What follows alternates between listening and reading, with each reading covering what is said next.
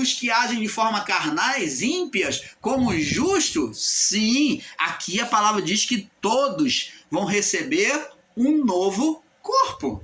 Só que os justos vão direto para Deus e os ímpios vão receber um novo corpo para juízo no fogo do eterno. Porque não há juízo sem um corpo. Aonde vai parar a alma? Como que a alma vai receber juízo sem um corpo? Todos passarão pela renovação de um novo corpo. Diz aqui. Diz, porque assim como a morte veio por um homem, ó, a condenação não diz que, Paulo diz lá, que todos pecaram, acho que é Romanos 3, 26, né? Todos pecaram e destituídos foram da glória de Deus. Essa condenação, Adriana, não passou para todos? Passou. Então, a morte passou para todos, né? A morte espiritual. Assim também a vivificação passará para todos, como passou já a partir do primeiro século e vai passar para todos. Todos vão receber um novo corpo. Porque assim como a morte veio por um homem, também a ressurreição dos mortos. Todos os mortos vão ser ressurretos? Vai. Tanto ímpio como justo. Também a ressurreição dos mortos veio por um homem. Porque assim como todos morrem em Adão,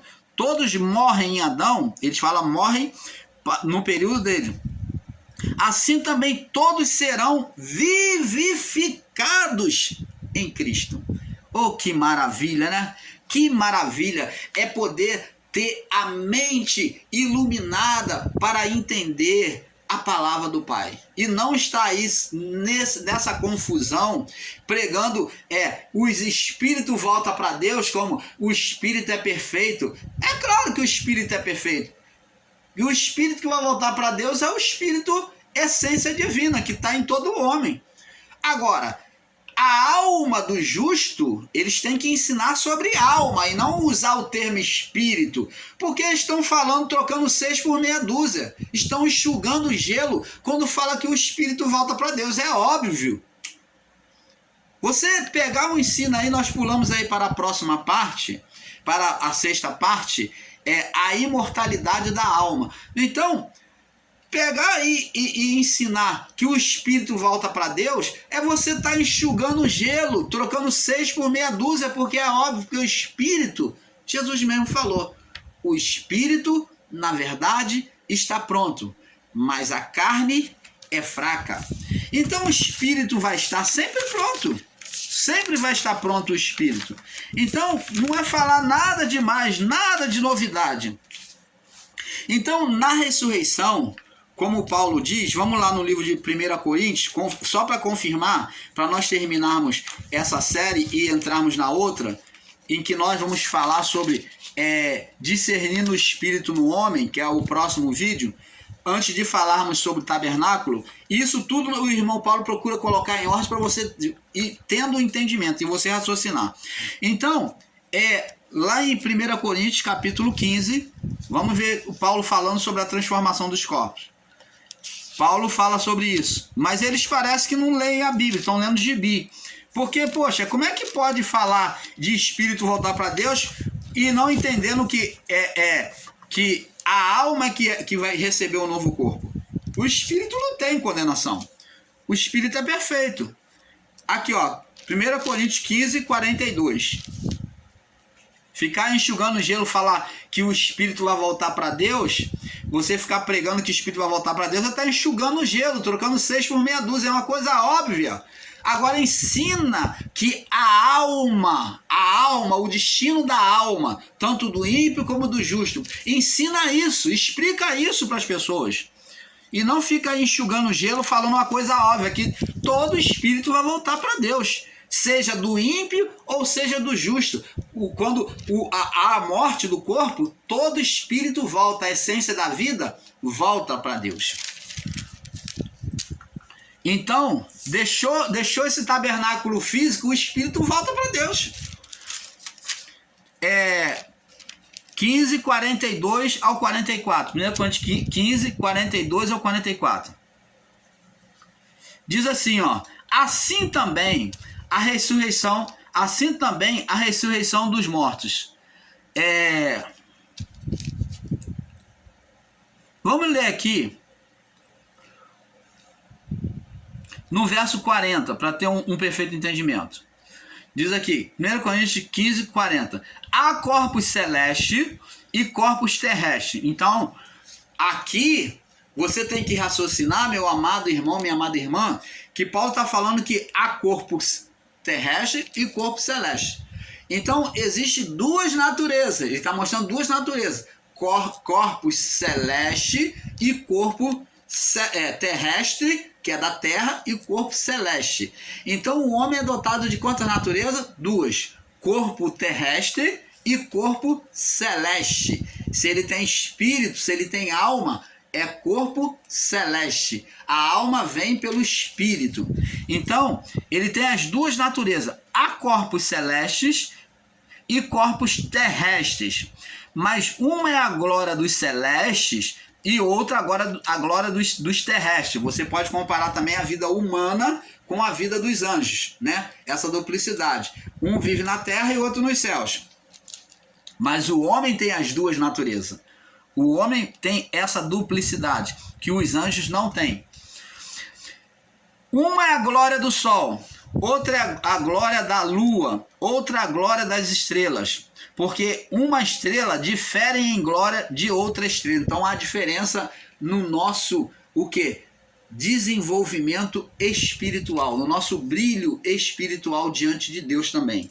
Aqui na vida do corpo, um é mais rico, outro é mais pobre, um é mais sábio que o outro. Então também na vida humana também há diferença em sabedoria, em grandeza humana. Também há diferença em grandeza espiritual, em brilho espiritual. Diz assim, assim também na ressurreição dos mortos, dentre os mortos, assim também na ressurreição dentre os mortos, assim também, quando ressuscitar, um vai ter o brilho maior, como vida espiritual diante de Deus, vai estar numa hierarquia maior. Um vai ser uma estrela que vai brilhar mais que a outra. Então, hierarquia existe não só aqui, como existe nos céus, porque os céus são exemplo de hierarquia diante do divino, né? Assim também a ressurreição dentre os mortos. Paulo faz uma comparação. Semeia-se o corpo em corrupção e ressuscitará o incorrupção. O corpo em corrupção, ele fala como uma semente, semeia-se. O corpo, então a morte do homem é uma semeadura aonde Deus vai trazer ele de volta. É como aqui dessa vida, é como a terra, aqui é a terra, por isso que é chamada de terra. Então Deus semeou cada vida que foi semeada aqui, ela só vai nascer para Deus a partir da morte. Então, isso tudo nos faz entender que a vida não começa aqui. A vida não começa aqui. A vida começa a partir da nossa morte do corpo. Então, não se entristeça quando você perdeu um familiar, um ente querido. Você vai sentir saudade, a gente sente a perda. Mas, no entendimento espiritual, saiba que ele foi semeado. Cada morte do corpo é uma semeadura para entrar no reino celestial. É uma semente que é plantada na morte para poder frutificar. Então, o fato de estarmos já na terra já demonstra que nós já fomos semeados e na morte ainda somos aprofundados nessa terra. E agora vai germinar. Quando morremos, já germinamos para Deus, para o espiritual. E diz aqui, semeia-se um corpo em corrupção, que é um corpo imperfeito, e ressuscitará em incorrupção. Não foi assim que aconteceu com Jesus? Ele não tomou o pecado do mundo a ponto de Deus, num momento ali, ele se vê desamparado e disse: Deus meu, por que me desamparaste? Por quê? Porque ele recebeu o pecado do mundo. Ali ele estava cheio de condenação, toda condenação do mundo, de todos, estava sobre ele. Mas semeou na morte, então ele morreu. Ele deixou a morte vir sobre ele, por isso que ele teve que entregar o Espírito e disse: Pai, na tua mão entrego o meu Espírito. Se ele não entregasse o Espírito, ele não tinha como morrer. Então ele, naquele sofrimento, ele falou: Pai, na tua mão entrego o meu Espírito. Se ele não entregasse, assim como ele ressuscitou, ele não iria morrer. Então, ele teve que entregar o Espírito teve que se ausentar, a essência da vida, se ausentar dele, para que aquela alma entrasse em estado de morte. Então, ali, aquele corpo morreu, e a alma de Jesus foi no abismo. Foi no abismo e pregou aos espíritos em prisão no período noélico, para resgatar aquelas vidas rebeldes, aquelas almas rebeldes. É o mesmo que Deus faz com o ímpio. Lança no fogo eterno para apurar eles, e depois de um tempo, no olhar de Deus, Deus vai retirar a alma já perfeita. Agora, ele está escrito aqui, ó: semeia-se o corpo em corrupção e ressuscitará em incorrupção. Jesus ressuscitou com um corpo incorruptível, né? Transformado. Semeia-se em ignominia e ressuscitará em glória. Semeia-se em fraqueza e ressuscitará em vigor. Então, o corpo espiritual não tem defeito nenhum, não tem corrupção, não tem pecado, não tem nada. O corpo não tem. Ele é um corpo perfeito. Semeia-se em fraqueza e ressuscitará em vigor. Semeia-se o corpo natural e ressuscitará em corpo espiritual. Opa, semeou o corpo natural, físico, e vai ressuscitar um corpo espiritual. É isso que Paulo está dizendo. Assim também está escrito: o primeiro homem, Adão, foi feito alma vivente, e o último Adão em espírito vivificante. Então, o primeiro homem tornou-se alma vivente, aqui foi feito, porque ele tendeu para a carne. Ele se tornou alma vivente porque ele tendeu-se para a carne. Por que Jesus é chamado de espírito vivificante, que vivifica? Porque ele permaneceu fiel até a morte. Então, abençoado, vamos ver agora que pelo espírito humano, o espírito humano é que Deus liga, que nos liga, João capítulo 4, no verso 24. Vamos ver aqui, que o espírito humano é que liga a nossa vida para com Deus. É por isso que é necessário o espírito humano. Diz aqui, ó: Deus é espírito, com letra maiúscula. Deus é espírito, um espírito que não é humano, que é divino. Aqui, ó: Deus é espírito, o espírito superior. Aí diz aqui, ó: importa, observa bem a palavra, é importante que os que o adoram, o que quiser manter comunhão com Deus, que a comunhão com Deus, que aqui é dito como adoração, ou como oração, ou adoração, importa que os que adoram, que oram a Deus, o que busca a comunhão com Deus, o adorem em espírito, com letra minúscula. Então a comunhão com Deus é por meio do espírito humano. E como é que eles estão retirando a alma do homem, os nossos irmãos ensinadores em graça, e colocando a alma do homem como espírito? Está aí a prova de que, o homem é formado de espírito, alma e corpo. Pelo espírito ele mantém comunhão com o divino, com o Criador, e a alma, ela pode adorar tanto a carne, ela pode tender tanto para a carne, para os desejos da carne, como para adorar a Deus, para a comunhão com Deus. Então, mas Deus só pode ser adorado por meio do espírito humano. Você está entendendo, abençoado? E tá aí um montão de pessoas falando abobrinha. Vamos provar também a existência da alma e do espírito no livro de Hebreus. Hebreus, no capítulo 4, no verso 12. Hebreus 4, 12. Diz assim, ó. Porque a palavra de Deus, porque a palavra de Deus é viva, a palavra de Deus, né, é viva e eficaz. Ela é viva? Ela é viva, ela traz vida e eficaz. Mais penetrante do que espada alguma, incomparável, né? Ela é muito mais superior do que qualquer espada de 2 gumes e penetra até a divisão da alma e do espírito. Opa! E como é que se ensina que o homem só tem espírito? Que é corpo e espírito? Estão aí ensinando em graça, que você morre e o espírito volta para Deus, que o deu, como não entendendo que o espírito é essência divina, que em todos, até o do ímpio, vai voltar para Deus. O espírito de todos, meu amado, minha amada irmã, vai voltar para Deus. E diz aqui, que é mais penetrante que a espada alguma e penetra a divisão da alma. A alma existe no homem? O homem tem alma? Tem. Tem espírito e do espírito.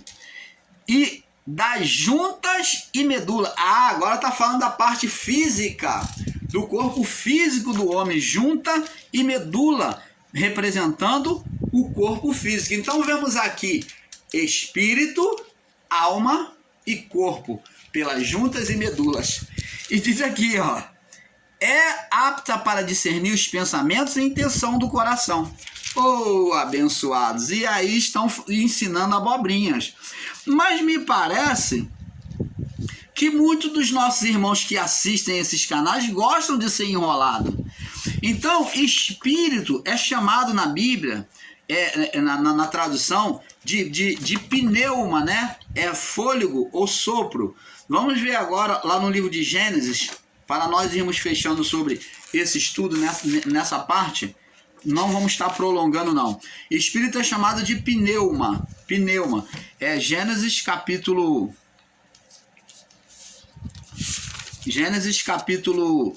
1, no verso 26. Aonde Deus sopra. Diz aqui,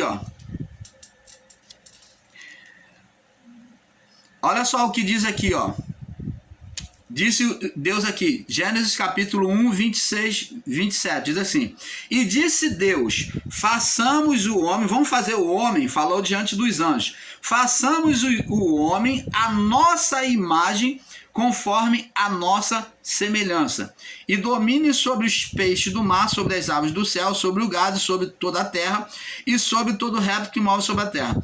E criou Deus o homem, a sua imagem, e imagem Deus, a imagem de Deus criou. Deus criou homem e mulher os criou. Então, você está vendo aqui qual é a parte que mostra a identidade de Deus no homem? É o corpo físico?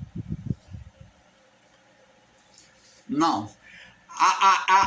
O que retrata que verdadeiramente nós procedemos de Deus é o Espírito, que é a parte dele em nós, diretamente dele em nós. O sopro, o nefaste ou o pneuma, como você preferiu, o pneuma, né? O nefaste, o ruache de Deus, né? O ruache de Deus. Como você preferir, nefaste, pneuma, entendeu? Então, você pode escolher aí o ruache. Então, foi justamente esse fôlego que nós vamos ver aqui em Gênesis capítulo 2, no verso 7, diz aqui: e formou o Senhor Deus o homem do pó da terra. O homem era um boneco de barro, né? Foi feito lá. E soprou nas suas narinas o fôlego da vida. O fôlego de Deus, que é o Espírito, o ruache de Deus, o sopro, entrou e trouxe vida. Então, aquele boneco de barro, ele então passou a ter vida. Esta vida tornou-se alma vivente. Sem o fôlego, sem o espírito, não haveria vida. Então, a ignição da vida no homem, né? A ignição ou o combustível da vida no homem é o espírito. Por isso que a palavra diz, aí confirma a palavra que diz: tira-lhe o espírito e o corpo morre. Se não tem espírito, não há vida. A alma não pode permanecer ali. Se não tem espírito, não há vida. Tira-lhe o espírito, é o que acontece na morte do homem. O espírito volta para Deus e a alma. Para a alma não morrer, então agora Deus deu um novo corpo. Então Deus dá um novo corpo, como Paulo diz, a transformação dos corpos. Então o corpo incorruptível, para a alma não morrer, ela recebe um corpo, o quê? Espiritual, já com vida nele. Um corpo perfeito, que é o corpo igual ao corpo adâmico antes do pecado.